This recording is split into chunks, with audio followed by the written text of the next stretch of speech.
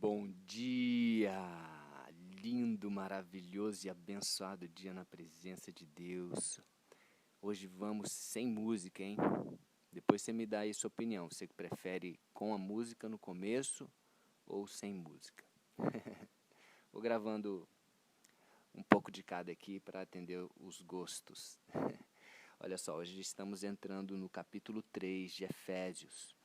Mas eu gostaria de chamar a atenção para algo que a gente falou no dia 432, no último áudio, quando eu no versículo 19 li aqui sobre a família de Deus, como nós nos tornamos família de Deus. Aqueles que eram estrangeiros, os gentios que não eram considerados dessa família e se tornaram da família. E hoje eu tive uma aula pela manhã sobre a importância da família e falando sobre o porquê da família, o porquê da importância da família. E uma das coisas fundamentais que nós temos de ter esse entendimento sobre a família é que Deus criou a família para ser um ambiente de proteção. Então, quando nós estamos debaixo desse ambiente de proteção, dentro desse círculo familiar, nós temos uma proteção, inclusive espiritual. E é muito legal a gente perceber pela Bíblia que por mais que existam pessoas que têm problemas familiares, né, de famílias verdadeiras de sangue, e elas podem agora ser inseridas neste contexto familiar justamente apenas aceitando Jesus como Senhor e Salvador e agora podendo fazer parte dessa família, então podendo se inserir nesse círculo protetor que a família traz. E uma família poderosa, uma família eterna, a família de Deus, tá bom? Então só queria trazer esse entendimento aqui para fechar, para complementar um pouquinho o áudio do dia 432. E estamos hoje no dia 433, começando Efésios 3. Vamos lá? E já começa Paulo aqui trazendo algo poderoso aqui no versículo 1. Ele diz o seguinte: por esta causa eu, Paulo, sou o prisioneiro de Cristo Jesus, por amor de vós, gentios, por amor de vós, não judeus. Olha só o que ele fala aqui. Por esta causa, por causa disto, eu sou prisioneiro de Jesus Cristo. Olha que é uma fala até meio estranha, né, de Paulo. Como assim, prisioneiro? Prisioneiro geralmente traz aí uma ideia negativa, né? Uma palavra negativa. Como assim prisioneiro? Mas olha que interessante. Eu fui até aqui ver a explicação do livro e aonde foi escrito esse livro. E olha que interessante.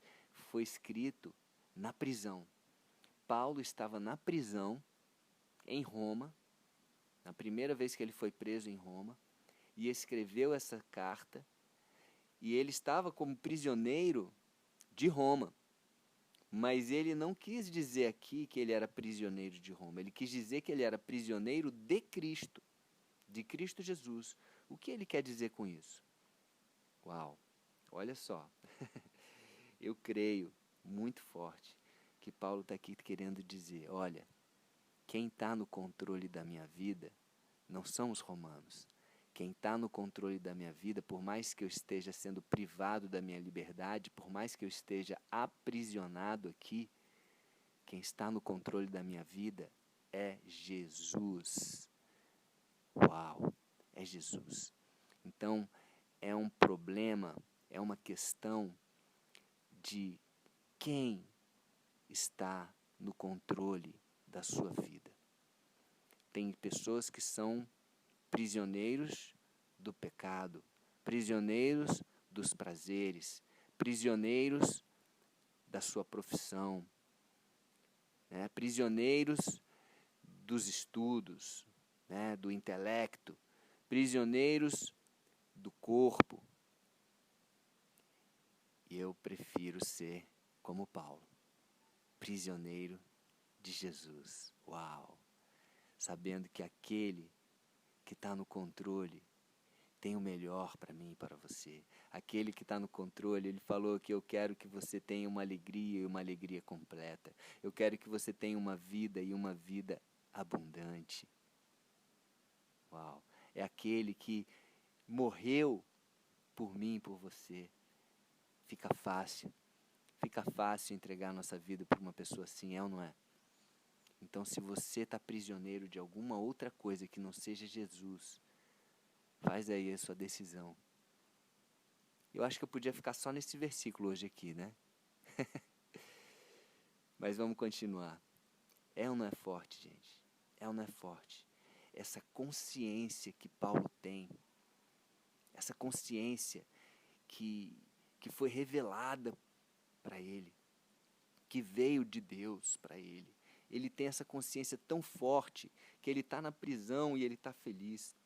Já diz em outra passagem que ele e Silas, Paulo e Silas, na prisão, estavam louvando a Deus, alegres, louvando a Deus. E ele fala, o próprio Tiago, né, irmão de Jesus, fala na epístola dele, com o nome dele, falando, tende por motivo de toda alegria, passardes por provações. Então, quando nós estamos com Jesus, a gente consegue olhar para as circunstâncias de uma forma diferente. Paulo estava olhando para aquela circunstância ali, para aquela prisão, ele estava encarcerado.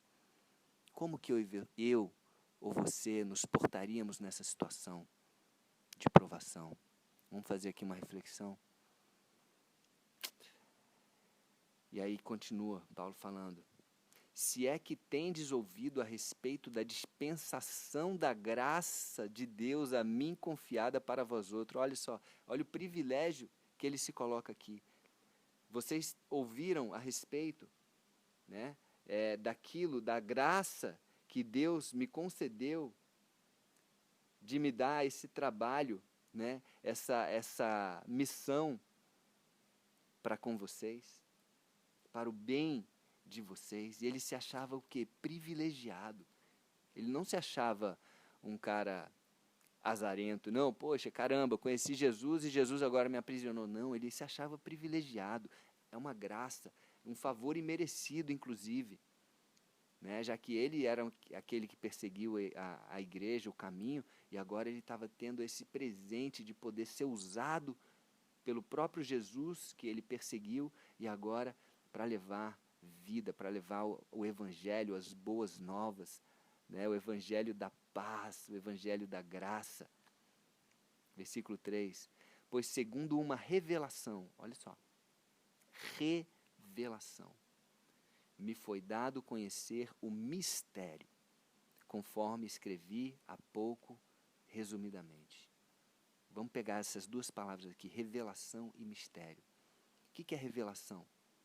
Revelação é quando nós temos algo que não sabemos, mas que já existe, como um mistério. O mistério é aquilo que existe, mas a gente não consegue decifrar. Já existe, mas a gente não consegue entender. Então, existe algo, e porque a gente não tem o entendimento, fica oculto. Mas quando nós temos a revelação, é porque a luz vem para as nossas vidas e aquilo que a gente não enxergava, aquilo que a gente não via, a gente consegue agora enxergar, a gente consegue ver. E que luz é essa, gente? Jesus.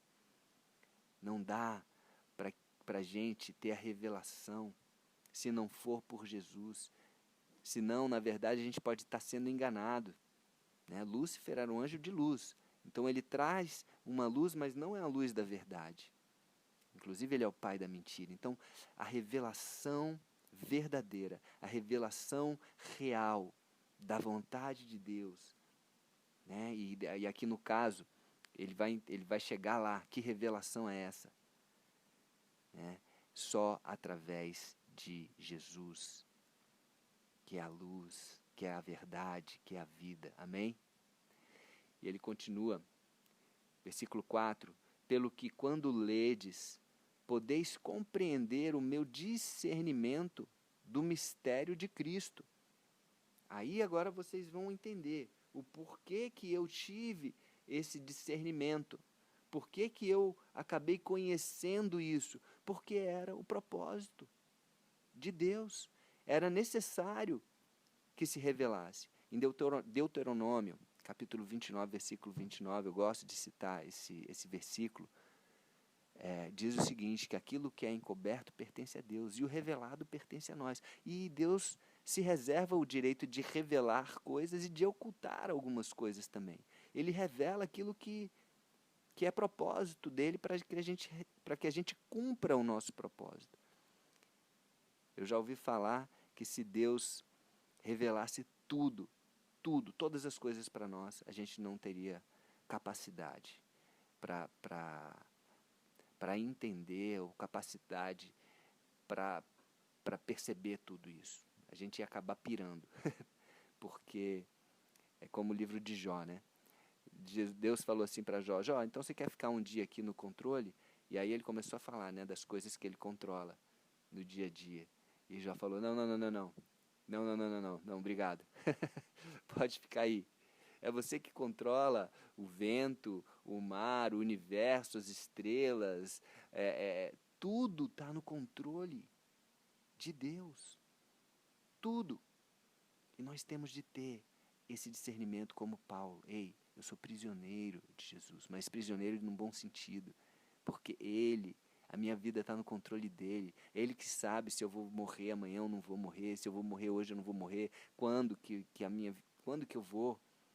Não são os romanos, não é ninguém, nem uma pessoa que me assassina, não é esse que é o dono da minha vida. É Deus. Ele é o poderoso, Ele é quem está no controle. Amém?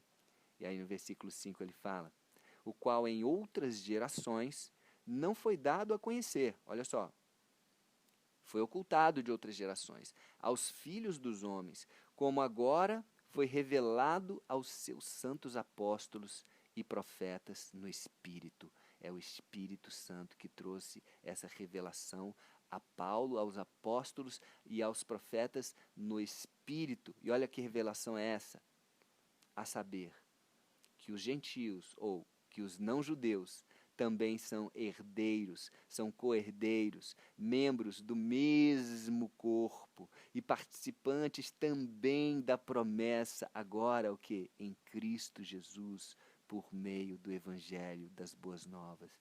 Essa é a revelação. Essa é a revelação. Todos nós podemos fazer parte desta família, desta promessa, podemos fazer parte dessa herança. É só querer. É só querer.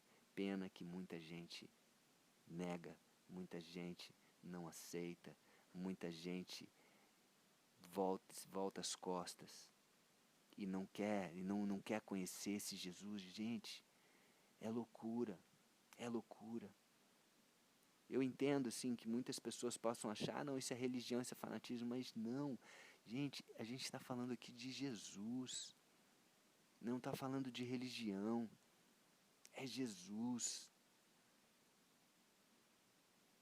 E todos nós podemos fazer parte dessa herança. Podemos fazer parte dessa promessa, dessa família. Amém? E para fechar hoje, olha, versículo 7, ele continua, por meio do Evangelho, do qual fui constituído ministro, conforme o dom da graça de Deus, a mim concedida, segundo a força operante do seu poder. É pelo poder de Deus. Paulo, ele sabe quem ele é. E ele sabe também do poder de Deus que opera nele.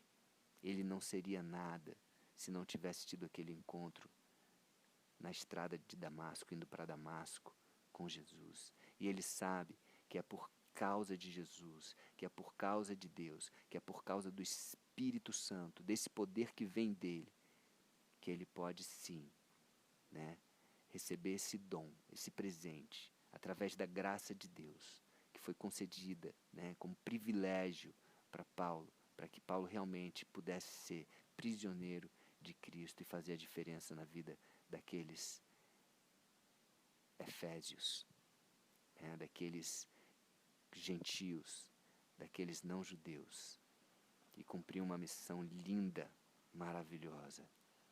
Que eu e você também possamos ter esse discernimento. Pede revelação a Deus. Deus, revela para mim o propósito, revela a minha missão. Paulo teve uma missão específica de levar as boas novas, o evangelho aos não-judeus. Já Pedro ficou com outra missão de levar para os judeus. Então eu e você temos também algo diferente, algo especial, porque nós somos diferentes, nós somos especiais. Então pergunta aí, Deus, pede a Deus, revela, traz luz, para que eu enxergue aquilo que já existe na minha vida. Acredite, a sua missão e o teu propósito, ele já existe. Deus já te criou com uma missão e com um propósito.